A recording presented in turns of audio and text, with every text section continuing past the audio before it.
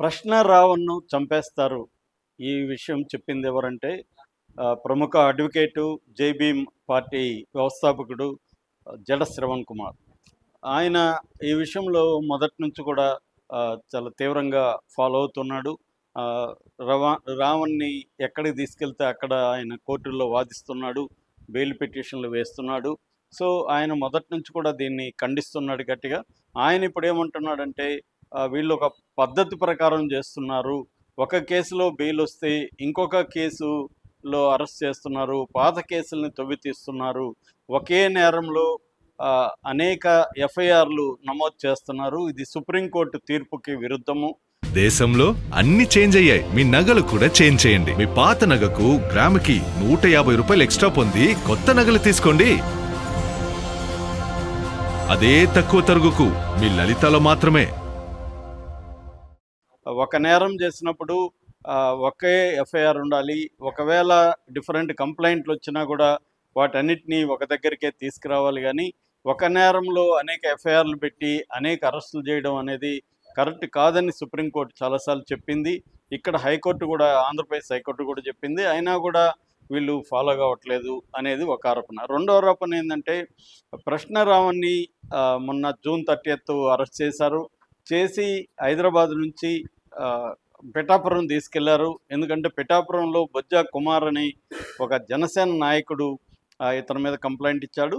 దీని మూలమైందంటే ఈ నెల 28న ఏలూరులో దళిత క్రైస్తవ మహాసభ జరిగినప్పుడు అందులో ఇతను మాట్లాడుతూ పవన్ కళ్యాణ్ ఒకప్పుడు వైసీపీని గురించి ఉద్దేశించి మాట్లాడిన తిట్లు ఏవైతే ఉన్నాయో, చొప్పు తీసి చొప్పు అని ఆయన చాలా తీవ్రంగా ఆవేశంగా మాట్లాడాడు. అదే మాటల్ని నేను ఇక్కడ రిపీట్ చేస్తున్నాను. ఇవి నా మాటలు కాదు, పవన్ కళ్యాణ్ మాటలే. సో దళిత క్రైస్తవులకి హిందువులకి మధ్య గొడవ పెట్టే వాళ్ళని, మత చిచ్చు పెట్టే వాళ్ళని చొప్పుతో కొడతాను అని ఆయన మాట్లాడాడు.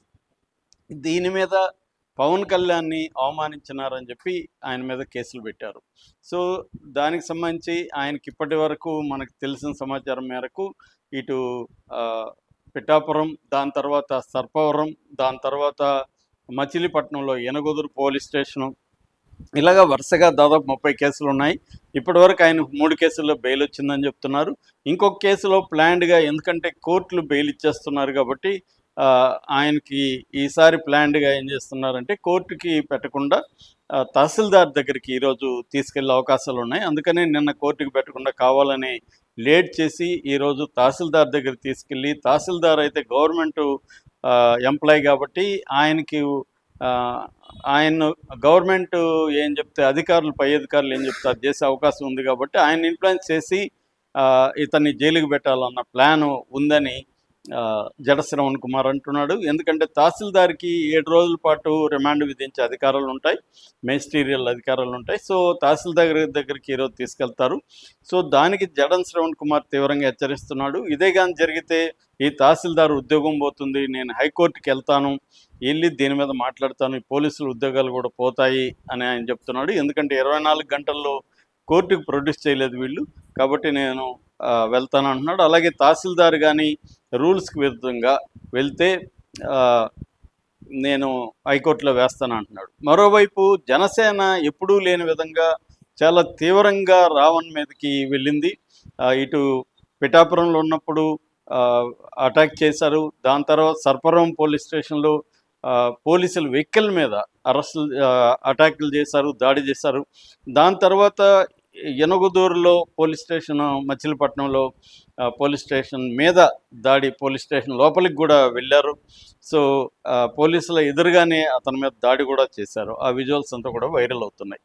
ఇది ఈ కైండ్ ఆఫ్ ఈ మధ్యకాలంలో ఎప్పుడు లేదు. అంటే అతను మాట్లాడిన తప్ప ఒప్పు అనేది సెకండరీ. ఒకవేళ తప్పు అయితే కోర్టులు ఉన్నాయి, కోర్టుల్లో ప్రొడ్యూస్ చేస్తారు. కోర్టులు అతను చేసిన నేరం అయితే కోర్టులు శిక్షిస్తాయి. ఏదైనా ఇది జ్యుడిషియల్ ప్రాసెస్. కానీ అది కాకుండా ఒక పార్టీ కార్యకర్తలు లేదా ఒక నాయకుడి అభిమానులు వెళ్ళి పోలీసులకి అప్పగించండి అని చెప్పడం. ఒక పోలీసు సిఐ అనుకుంటా, ఆయన ఏం చెప్తున్నాడని జడ శ్రవణ్ కుమార్ చెప్తున్నాడంటే, మీరు ఇప్పుడు ఎందుకు టెన్షన్ పడతారు, వాడు ఆయుధాలకు వస్తారు కదా అప్పుడు అటాక్ చేయండి, అని వాళ్ళే నేర్పిస్తున్నారు జనసైనికులకి అని కూడా ఆరోపిస్తున్నారు. సో ఇదంతా కూడా ఏంటంటే క్లియర్గా ఒక పొలిటికల్ వెండెట్టా లాగా కనిపిస్తుంది. అతను పవన్ కళ్యాణ్ని కించపరిచాడని చెప్పి అనుచిత వ్యాఖ్యలు అంటున్నారు. అనుచిత వ్యాఖ్యలు అయితే ఏలూరు సభలో అతను మాట్లాడింది ఏంటంటే పవన్ కళ్యాణ్ వ్యాఖ్యల్నే నేను రిపీట్ చేస్తున్నా, ఆయన భాషనే నేను రిపీట్ చేస్తున్నాను అన్నాడు. ఈ సందర్భంగా పవన్ కళ్యాణ్ వీడియో పాత వీడియోలు కూడా ఇప్పుడు బయటకు వచ్చాయి. ఆయన ఎలా తిట్టాడు అనేది కూడా బయటకు వచ్చింది. ఇదే భాష చాలామంది వాడుతున్నారు ఇవాళ. పవన్ కళ్యాణ్ ఒక్కడే కాదు, ఇవాళ అది కామన్ అయిపోయింది. అన్ని పొలిటికల్ పార్టీలు వ్యక్తిగతంగా దూషణలు చేయడం, వ్యక్తిగతంగా బూతులు మాట్లాడడం, తాడు తీస్తా, తోలు తీస్తా, నాలుగు కోస్తా, పండబెడతా, అరచేతులు రేఖలు అరగదీస్తా, ఇలా మాట్లాడడం. అదే కాకుండా నాయకుల, ప్రత్యర్థి పార్టీల నాయకుల ఇళ్లల్లో స్త్రీలను గురించి హేళనగా మాట్లాడడం, వాళ్ళ పుట్టుకల గురించి అవహేళన చేయడం, ఇవన్నీ కూడా మనం చూస్తున్నాం. సో ఇది అన్ని పార్టీల్లో వ్యాపించిన ఒక దుష్ట సంస్కృతి. యాక్చువల్గా ఏంటంటే విధానాల్ని వ్యతిరేకించవచ్చు, భావజాలాన్ని వ్యతిరేకించవచ్చు, పరిపాలనలో లోపాలని ఎత్తి చూపచ్చు, అవి చేయొచ్చు తప్ప వ్యక్తిగతంగా టార్గెట్ చేయడం అనేది కరెక్ట్ కాదు. రావణ్లో కూడా ఉన్న ప్రాబ్లం ఏంటంటే నేను అతని వీడియోలు చాలా చూశాను, అతని ఇంటర్వ్యూలు కూడా చూశాను. అతను కూడా బూతులు మాట్లాడడం, నేను పవన్ కళ్యాణ్ అభిమాని, పవన్ కళ్యాణ్ భాషలోనే ఆయన్ని నేను ప్రశ్నిస్తాను అనడం కరెక్ట్ కాదు.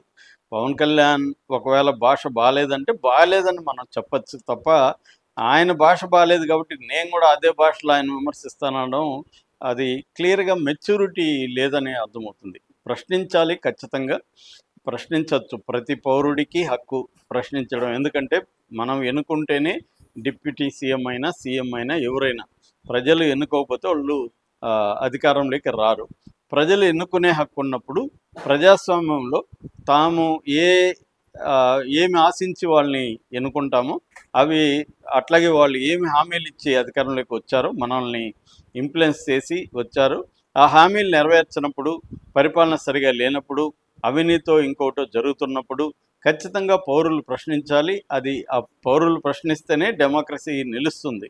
ఇదేమీ నియంతృత్వం కాదు. వాళ్ళేమీ పర్మనెంట్గా పరిపాలకులు, రాజులు కాలంలో లాగా వారసత్వం కాదు. ప్రజలు ఎన్నుకుంటేనే వాళ్ళు వచ్చారు.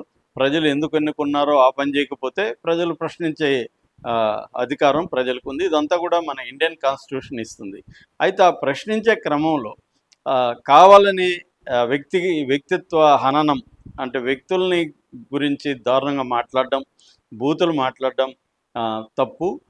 ఖచ్చితంగా అది ఎవరు మాట్లాడినా కరెక్ట్ కాదు. ఈ మధ్య చాలామంది జర్నలిస్టులు కూడా వాళ్ళు పొలిటికల్ పార్టీ కార్యకర్తల్లాగా బిహేవ్ చేస్తూ తమకు నచ్చిన లీడర్ల గురించి ఏమీ మాట్లాడరు నెగిటివ్గా, నచ్చని లీడర్ల గురించి మాత్రం చాలా బూతులు మాట్లాడడం అది జరుగుతుంది. దీనికి ప్రధాన కారణం ఏంటంటే ఎప్పుడైతే మనం ఒక లీడర్ని అటాక్ చేసి బూతులు మాట్లాడుతుంటే ఆ లీడర్కి ఆపోజిట్గా ఉన్నవాళ్ళు మనల్ని ప్రోత్సహించడం కానీ, ఈవెన్ చాలామందికి డబ్బులు కూడా పంపించడం కానీ ఇలాంటివి చేస్తున్నారు. అంటే ఇతనైతే మనకు బాగుంటాడు, ఇలాగే ఎదుర్కోవాలి అన్నట్టుగా. సో ఇక్కడ రావణ్ కేసులో అట్లాంటివి జరిగాయో లేదో మనకు తెలియదు. అతనైతే అవేమి లేవంటున్నాడు. కానీ అతను కూడా అతని వీడియోలు చూస్తే క్లియర్గా పవన్ కళ్యాణ్ని ఎక్కువగా టార్గెట్ చేస్తున్నట్టు ఆ వీడియోలో ఉంది. సో అందుకనే పవన్ కళ్యాణ్ కూడా అతని మీద కోపం వచ్చి ఉండే అవకాశం ఉంది.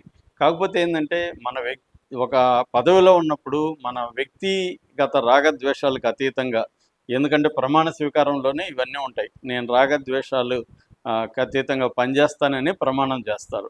సో రాగద్వేషాలకు అతీతంగా ఉండాలి. మన మీద అన్నా కూడా దాన్ని చట్టబద్ధంగానే డీల్ చేయాలి తప్ప ఇలాగ దాడులు చేయడం, పోలీసులు కావాలని కేసులు పెట్టి అరెస్ట్ చేయడం కరెక్ట్ కాదు. జగన్ ప్రభుత్వంలో కూడా ఇలాగే చేశారు.